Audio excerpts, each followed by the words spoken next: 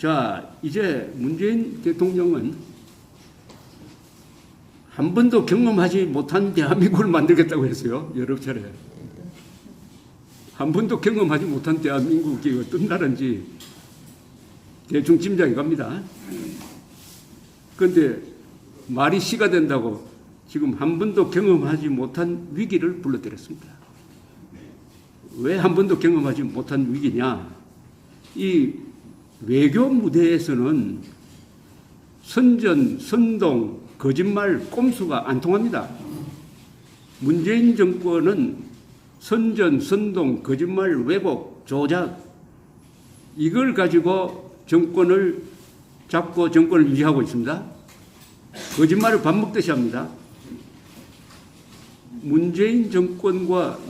문재인과 김정은 두 사람이 하는 이야기는 그 말을 거꾸로 해석하면 정확합니다.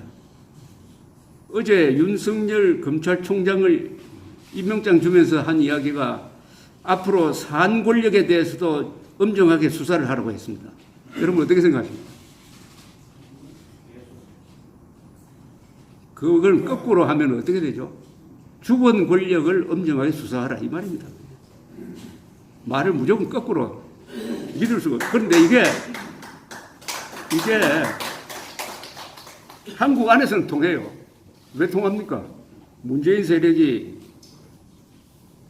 상당히 세고 더구나 진실을 가려야 할 언론, KBS, MBC, SBS, JTBC 이런 언론이 앞장서 가지고 문재인의 거짓말을 듣고 이러니까 문재인이 아무리 거짓말을 해도 국민들이 거짓말인 줄 모르게 되는 언론 구조가 있습니다. 언론의 도움이 있어야 됩니다. 선동 언론의 도움이 있어야 문재인의 거짓말이 통합니다. 그런데 국제 무대에서 일본을 상대로 할 때 그런 도움을 받을 수 있습니까? 문재인의 억지를 도와줄 NHK가 있습니까? 아사히 요미우리가 문재인의 거짓말을 도와줍니까? 뉴욕타임스가 문재인의 거짓말을 도와줍니까? 없어요. 자, 그 다음에 이런 일이 있으면 과거에는 미국이 나섰어요. 그런데 트럼프는 속으로 문재인 대통령을 인간적으로 싫어한다고 합니다. 그 밑에 며칠 전에 한국에 왔던 볼턴 보좌관이라는 사람은 속으로 어떤 생각을 하느냐. 우리가 문재인 정권에 속아서 지금 김정은에게 질질 끌려다니고 있다 해가지고 속으로 아마 불불 끓는 사람입니다.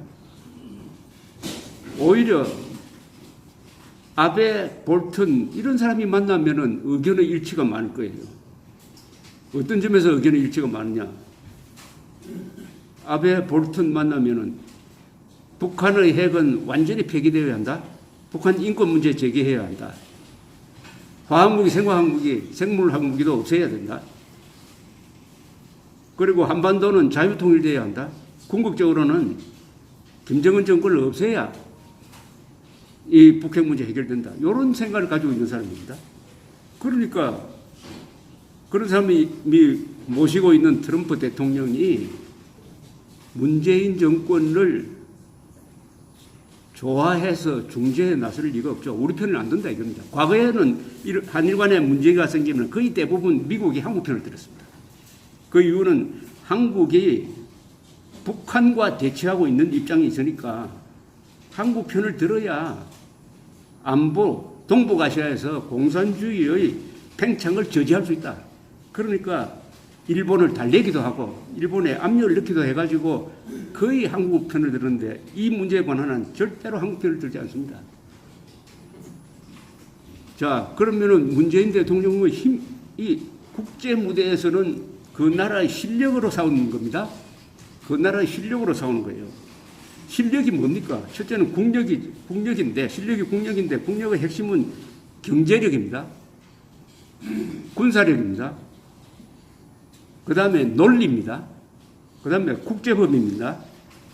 그 다음에 국제 무대에서 우리 편이 누구냐입니다. 우리 편이 많아야 이깁니다. 동맹국이 많아야 되고, 우방국이 많아야 됩니다. 그런데 지금 여러분들 이 문제에 관해서 한일 이 갈등에 대해서 한국 편 드는 문재인 정권 편 드는 나라가 있습니까 지금? 있습니까 없습니까? 나라는 아니지만 하나가 있죠. 김정은이가 있죠. 김정은. 중국도 편 안 듭니다. 과거에 이런 문제가 생기면은 이게 역사 문제와 연관되니까 중국이 한국 편을 들었어요. 왜 안 듭니까? 왜 이번에 한국 편 안 들죠? 이미 아베가 손을 써놓은 겁니다. 지금 미국과 중국의 관계는 아주 껄끄럽지만은 일본과 중국은 관계가 좋아요. 일본과 중국이 관계가 좋습니다. 일본도 트럼프가 저 어느 방향으로 뛸지 모르고 트럼프 쪽에 붙었다가는 이게 곤란한 처지가 생기겠구나 해가지고 중국과 친해 놓자 이거고, 중국은 미국과 지금 맞짱 뜨는데 여기에 일본까지 적으로 돌려서 우리 도저히 안 된다. 이런 이해관계가 맞아 떨어져가지고 일본과 중국이 사이가 좋아졌어요. 이걸 문재인 정권이 계산을 했는지 모르겠는데 중국이 우리 편 들지 않습니다.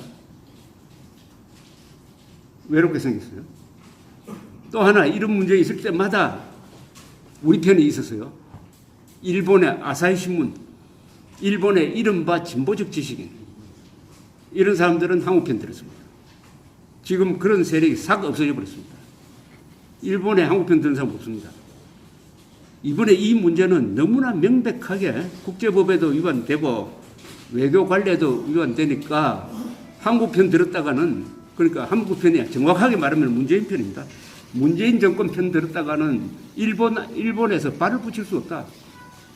그래서 없습니다. 문재인 정권은 지금 고립무원입니다. 일본과의 싸움에서 완전히 고립무원입니다. 그래도 한국의 문재인 지지 세력은 뭉쳐가지고 지지율이 올라가고 있습니다.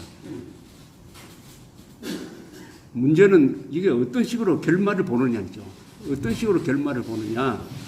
자, 화이트리스트에서 제외됐을 때 그 뒤에 일본이 한국에 대한 수출에 대해서 일일이 관여를 해가지고 경우에 따라서는 수출도 금지시켜버리고 이렇게 할 것이냐, 아니면은 이렇게 겁을 주어놓고 천천히 한국이 나오는 방향에 따라서 요거를 끈을 풀었다가 당겼다가 하는 이런 장난을 칠 것이냐.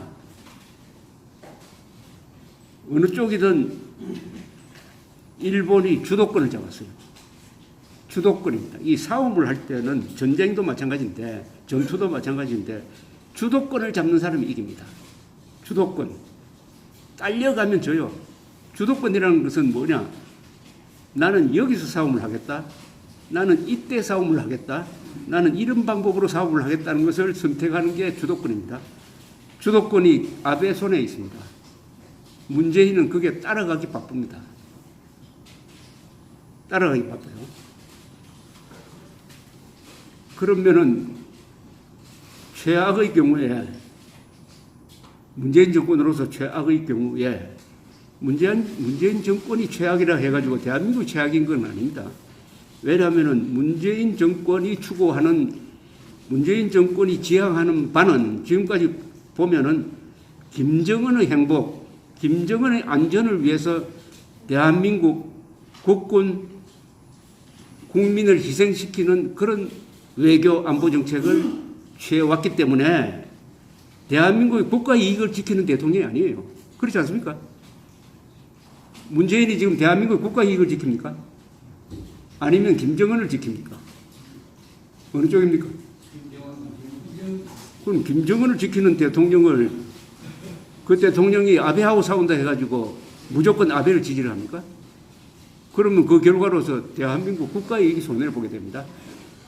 이런 문제에서는 우리의 주체적 기준을 세워야 합니다.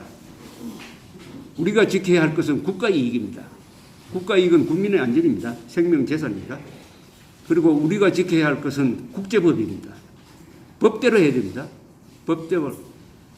국내법은 국가와 국민의 약속입니다. 국제법은 국가와 국가 사이의 약속이에요. 약속을 지켜야 합니다.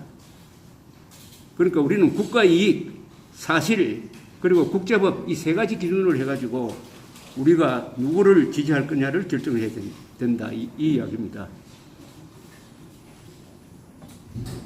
이 문제의 발단이 된 게 이번에 이 사태의 문제의 발단이 된 게 부산하고 관계가 있습니다. 2016년 12월 말에 요 바로 앞에 부산에 있는 일본 총영사관이 있죠. 오늘 오면서 보니까 총영사관 앞에 뭐 잔뜩 사람들이 몰려 있고 하던데, 그때 일부 세력이 허가도 받지 않고 거의 소녀상을 설치를 했어요. 소녀상. 이 소녀상 설치는 도로교통법 위반일 뿐만 아니라 이 외교 공간 앞에는 저런 걸 설치하지 못하게 되어 있습니다. 비인협약이라는 게 있습니다. 그거 설치했을 때 동구청이 철거를 했어요. 철거를 하니까 12월 29일 문재인 씨가 올린 글이 28일이고요. 이런 글을 올렸어요. 그때는 대통령 후보가 아직 되기 전입니다. 소녀상은 살아있는 역사교과서입니다. 부산 시민들의 소녀상 설치는 진정한 독립선언입니다. 부산 동구청과 그 배후 세력은 설치를 두려워합니다. 청산되지 못한 친일 행위와 다름없습니다. 소녀상에는 국가를 대신해 위안부 할머니들의 고단한 삶을 위로하는 국민들의 마음이 담겨 있습니다. 부끄러운 역사를 딛고 당당한 나라로 나가는 희망이 담겨 있습니다.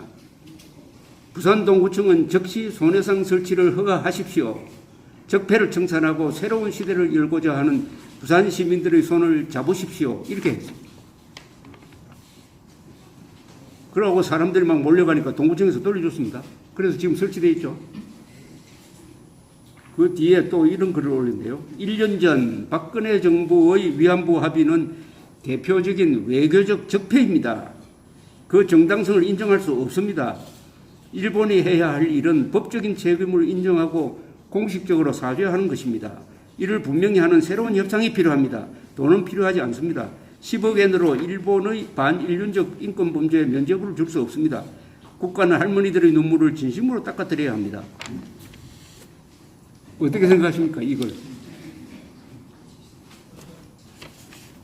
이건 수준 낮은 운동권이 쓰는 겁니다. 수준 낮은. 대학교 4학년도 아니고 대학교 1학년. 하나하나 따지면 전부 엉터리입니다.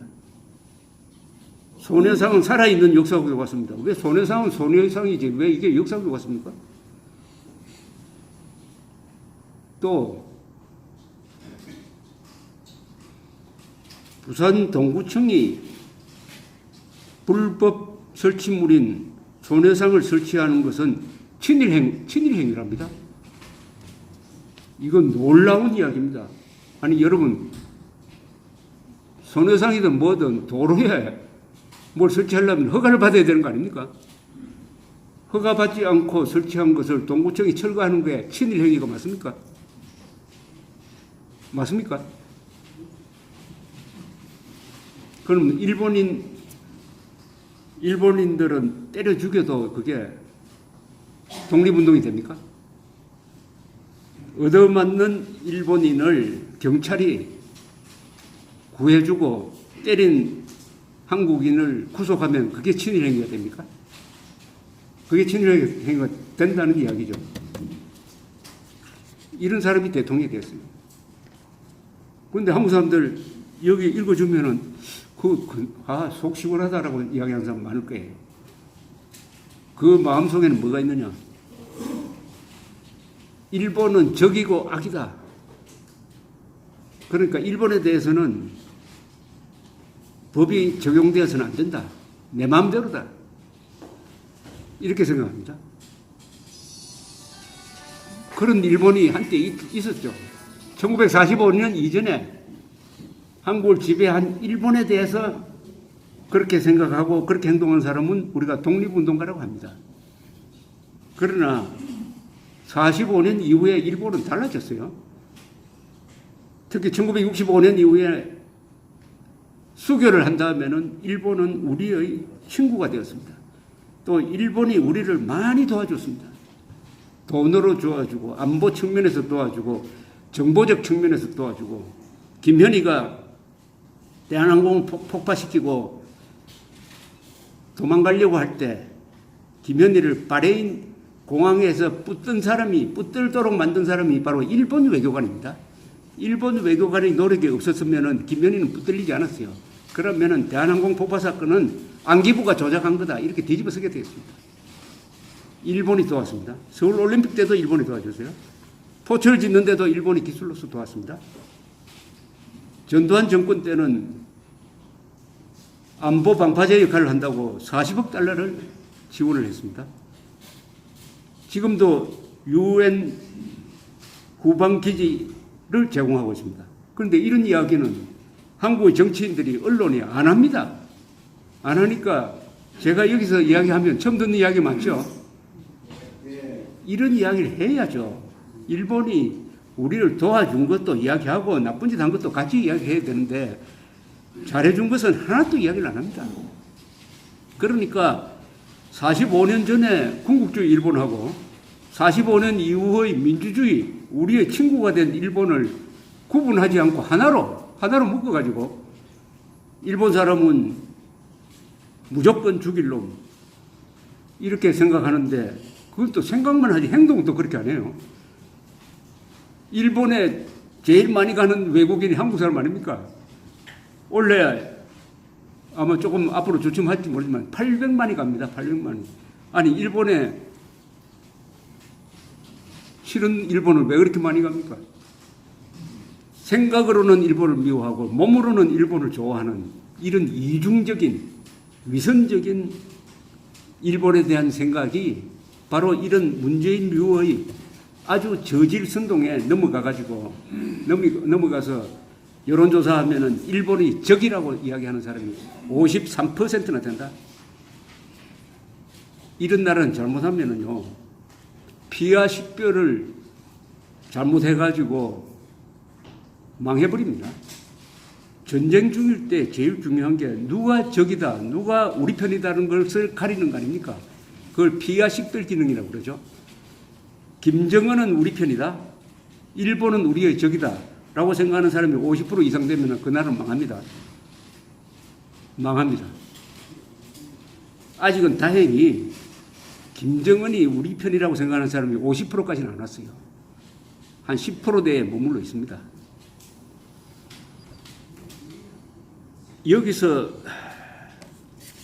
이 문재인 씨가 한 말 중에 도저히 이게 용서할 수 없는 게 이런 겁니다. 위안부 합의는 대표적인 외교 적폐입니다. 아니 박근혜 씨가 집권하고 나서 반일 친중 정책을 썼습니다. 거기서부터 그 앞에 전단계로 이야기하면 2012년에 이명박 대통령이 독도 갔다가 와서 천황에 대한 부적절한 발언을 한 게 일본의 우파를 자극을 해가지고 일본은 또 그걸 이용해가지고 아베 수상이 등장하고 하는 그 흐름을 이어받아가지고 그걸 확대해버린 게 박근혜 대통령이었습니다. 박근혜 대통령이 큰 실수였습니다. 친중 반일 정책처럼 보였습니다. 더구나 2005년 중공군이 주최한 전승절 행사에 자유진영 국가 지도자로는 유일하게 참석을 했습니다. 그 중공군이 6.25 때 남침해가지고 북진 통일을 막은 그 군대 전승 열병식에 참석했어요. 그러나 그 뒤에 미국의 압력도 있고 중재도 있고 해가지고 2015년 말에 좋은 합의를 했어요. 아베와 종금 위안부 문제에 대한 최종적 합의를 했습니다. 뭐 재단도 만들고 그걸로 끝난 겁니다. 그런데 문재인은 그걸 외교 적폐라고 몰았어요. 그래서 집권하자마자 이게 무슨 범죄나 되는 것처럼 이걸 뒷조사를 하고 재단도 일방적으로 해산시켜버리고 하니까 일본에서 최종 합의라고 해놓고 이게 정권 바뀌었다고 이래 되면은 이게 믿을 수 없다.